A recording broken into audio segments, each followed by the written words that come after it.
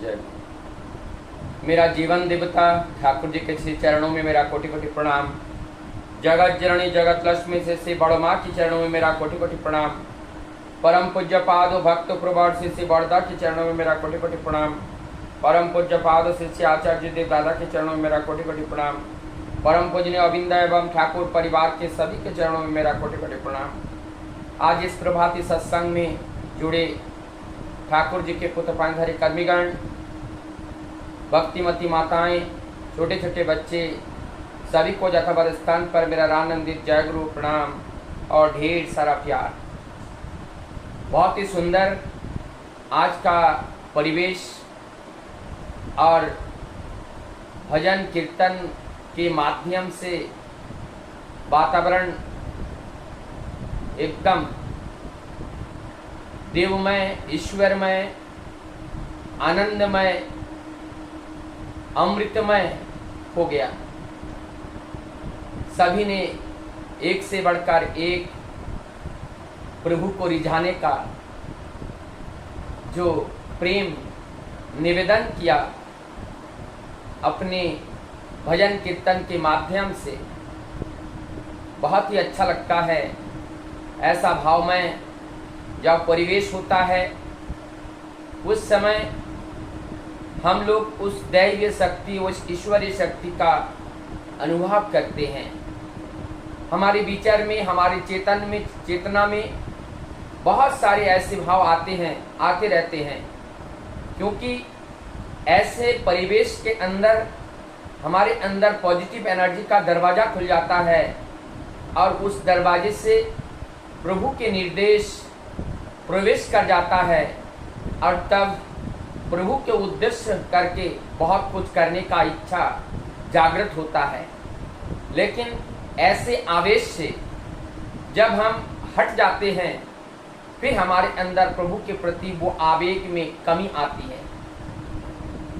इसी ठाकुर जी कहते हैं, यही भाव को बना के रखना है, हम भावच्युत ना हो। जब हम उसी भाव में बना के रखेंगे, तब हम उसी भाव स्तर में निरंतर उस आनंद, उस रस का आकांठ पान करते रहेंगे। और हमें वही अमृत का पान करना है, उस अमृत रस का पान करना है, इसीलिए उसी भाव स्तर में हमें रहना है। आज एक जो वाणी है 142 नंबर वाणी, मुझे लगता है इस वाणी के माध्यम से, जैसे पेड़ में आम का सीजन है, पेड़ पक गया और पेड़ पकड़ करके डाली को पकड़ के जब हिलाते हैं तो उसमें से पक्का भी गिरते हैं और कच्चा भी गिर जाते हैं, वहाँ स्थिर रह नहीं पाते हैं। और जो रह जाते हैं वो वास्तव में उस पेड़ के साथ बहुत ज़्यादा घनिष्ठता है। आज मुझे लगता है इस वाणी के विचार करने से हम प्रभु के लिए कितने हो पाए, हम प्रभु के लिए कितना करते हैं, वो कर्तव्य बोध आज हमें इस वाणी के अंदर प्रभु बताने के लिए मैं एक तरह का एक मैसेज हम सबको दे रहे हैं। दीनता का ढोंग कह रहे हैं, यहाँ पे दीनता के ढोंग है। एक दीनता तो अच्छी बात है, परम दयाल ने सत्तर शरण में दीनता के लिए कहा है कि दीनता के समान अहंकार को दमित करने का दूसरी रास्ता नहीं है। और इस दीनता को दूसरी रास्ता नहीं है, अर्थात कि हमारे अंदर, हमारे पास सब कुछ प्रभु ने दिए हैं। सर्वप्रथम प्रभु ने हमें मानव तन दिए हैं। इससे बड़ा सौभाग्य क्या है, जिस तन से प्रभु का चिंतन कर सकते हैं। सबसे बड़ी प्राप्ति तो प्रभु ने ये दिए हैं, और ये मिलने के बाद अब फिर प्रभु स्वयं आके अपने को, जिसको बोले धरा देवा, अपने को उन्होंने पकड़वा दिए हैं। उन्होंने दया प्रवश होकर के उनको गुरु रूप में हमने उनको गुरु रूप में पाए हैं। इससे बड़ा सौभाग्य और क्या होगा, इससे बड़ा और प्राप्ति क्या हो सकता है। उसके बाद अब है कर्तव्य परायणता। अब हमने दया करके उन्होंने इस मानव तन रूपी यंत्र को दिया, जिस यंत्र के माध्यम से हम उस यात्रा को तय कर सकते हैं। अमेरिका जाना है मोटरसाइकिल से नहीं होता है, अमेरिका जाना है बस से नहीं होगा, तो अमेरिका के लिए हेलीकॉप्टर की जरूरत है। तो आप उस परम धाम में जाने के लिए ना तो मोटरसाइकिल से होगा, ना तो पैदल होगा, ना साइकिल होगा, ना वो एरोप्लेन से होगा। वहां पर जाने के लिए जो यंत्र की जरूरत है वो मानव यंत्र की जरूरत होते हैं, और मानव यंत्र के जरिए हम उस परम धाम, उस दयाल धाम को हम पहुंच सकते हैं। तो वहां पहुंचने के लिए जो यंत्र की जरूरत है, प्रभु ने दया करके वो यंत्र, वो गाड़ी हमारे पास दिए हैं। अब गाड़ी को हम लेकर के मजा मार रहे हैं, गाड़ी तो मिला है, लेकिन गाड़ी को लेकर के हमें जहां जाना चाहिए वहां ना जा करके हम अपने मजे में हैं, हमारी देह सुख के लिए हम डटे पड़े हैं। तो आप जिस बात को हम कह रहे थे कि हमें ये जो प्रभु ने हमें दिया है, और यहाँ पे क्या है, दीनता की बात हम कर रहे हैं। तो प्रभु हमें इतना बड़ा यंत्र दिया, तो ये यंत्र प्रभु के कार्य के लिए दिया। उसके बाद उनको हमने गुरु रूप में पाया, ये भी बड़ा सौभाग्य। अगर थर्ड पार्ट को हम इंपॉर्टेंस ना दे तो ये दोनों पार्ट बेकार हो जाएगा। मानव तन पाना और गुरु चरण पाना दोनों ही काम में नहीं आएगा जब तक हम इसको कर्तव्य में प्राण नहीं करेंगे। अब दीनता, ये दीनता में है, जैसे हमने अभी का सत्संग में कहा, हमारे पास गाड़ी बाड़ी मानव तन सब कुछ होने के बावजूद भी हमारे अंदर वो दीनता है कि ये सब प्रभु का है, हमारा कुछ नहीं। ये देह भी प्रभु का है, क्योंकि उनका जो दिया हुआ है और उनका दिया हुआ मैं उपभोग कर रहा हूँ, तो ये देह भी तो प्रभु का है। और जब देह प्रभु का है और इस देह को उपभोग करने के लिए जितने भी संसाधन इस धरती पर है, सब तो वास्तव में प्रभु का है।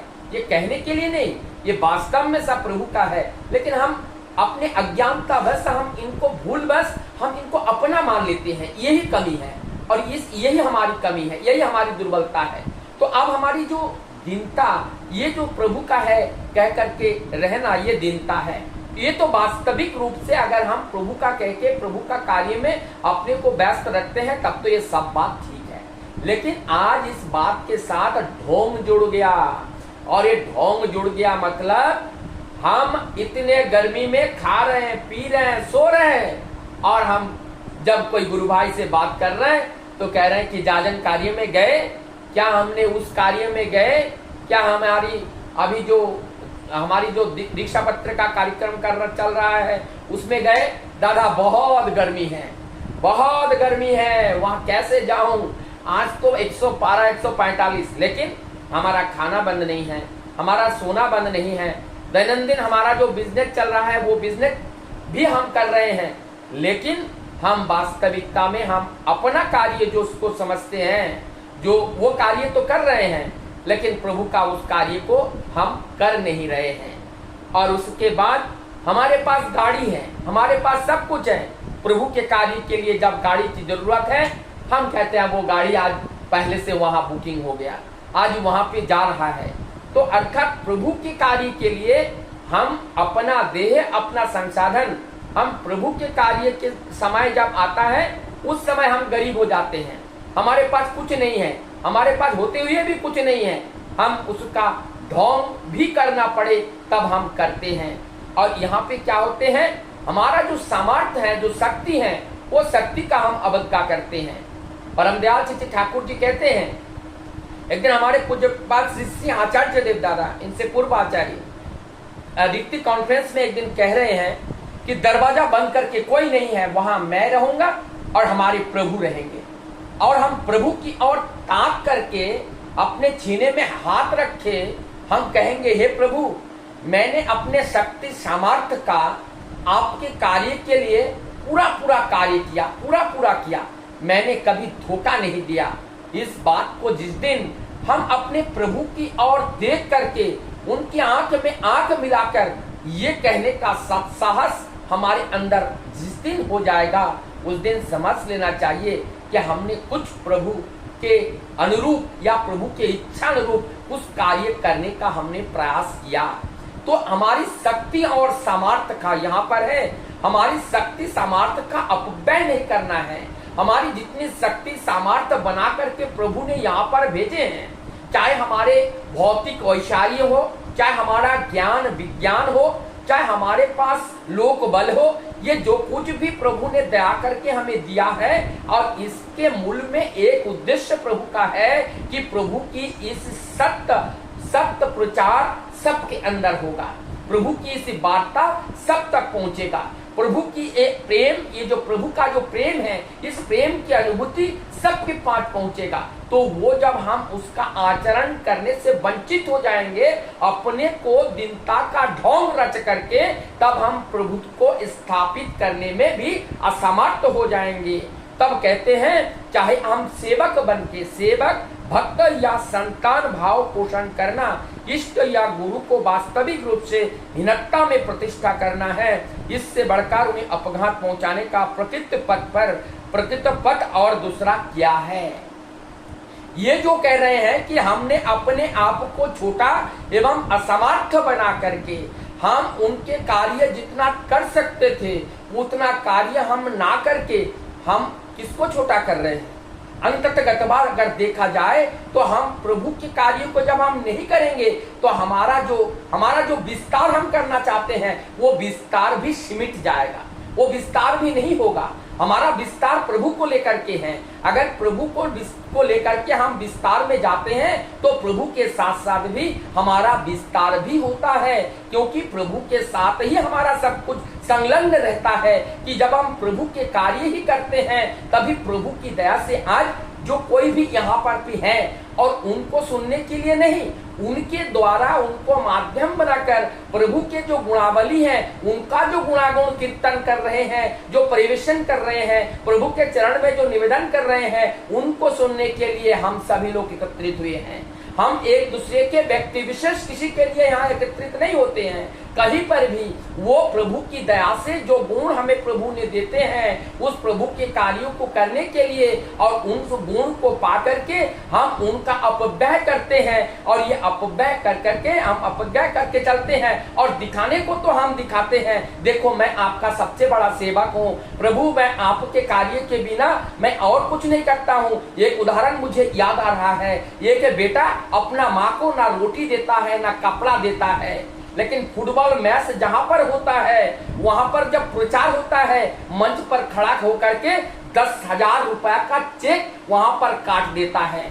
माँ के लिए एक 100 रुपया का कपड़ा नहीं दे पाते हैं, क्योंकि माँ को 100 रुपया का कपड़ा देंगे तो उसमें जो अपवाह रूपी जो वो जो जिससे आनंद पाता है, जो तारीफ करेंगे, जो सभी लोग उनको कहेंगे, वाहवाही करेंगे, वो वाहवाही माँ से नहीं मिल रहा है उनको, तो इसीलिए वहां माँ को 100 रुपया का कपड़े देने में उनको बहुत कष्ट हो रहा है, लेकिन वहां जाकर के 10,000 का मंच पर खड़े होकर के वो 10,000 का चेक काट के दे देते हैं। तो ये क्या है, ये ढोंग है, ये अपना ढंग है।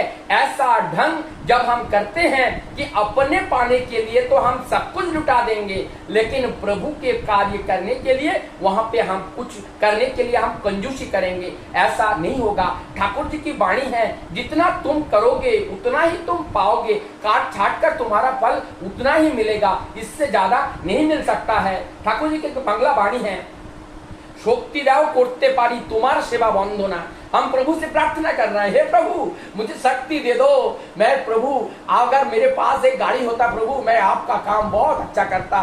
प्रभु अगर हमारे पास इतने बड़े बाड़ी होते तो बाड़ी के छत पर हम आपके कीर्तन करते, हम लोगों को बुला के वहां करते। आज हम क्या कर रहे हैं, तो तुम्हारी शक्ति दे दो। और यह ठाकुर जी क्या कह रहे हैं, कर्म ही नहीं प्रार्थना लुकिया से पारबुना। ऐसा तुम जब करने लगोगे इसका मतलब समझना चाहिए ऐसा व्यक्ति से कभी कुछ नहीं होगा, वो कुछ कर नहीं सकता है।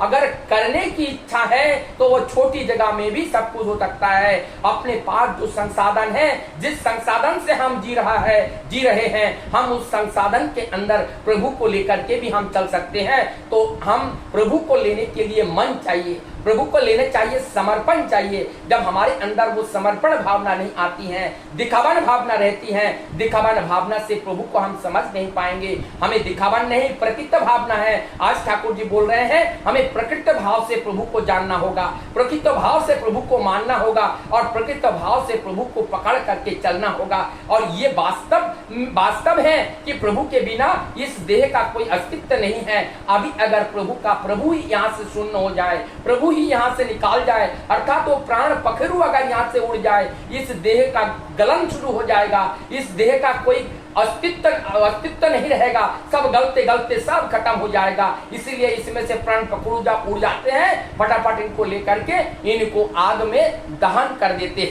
देते हैं, क्योंकि ये पंचाकृत शक्ति जो शरीर के अंदर जब प्रभु का विद्यमानता नहीं रहती है उसका कोई अर्थ नहीं रहता है। अर्थात जिस कार्य के अंदर हमारा प्रभु नहीं है वो कार्य हमारी कोई काम का नहीं है।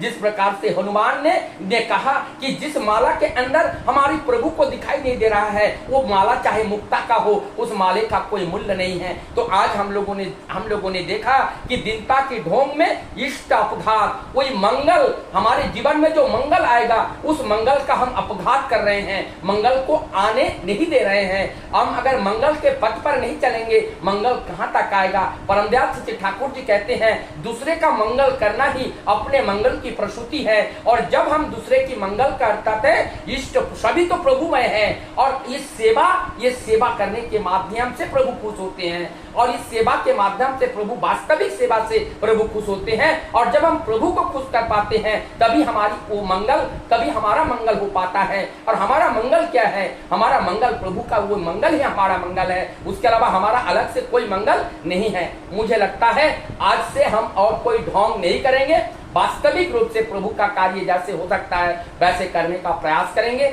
सबकी मंगल प्रार्थना प्रभु के चरण में करता हुआ मैं अपनी बात को यही विराम देता हूँ।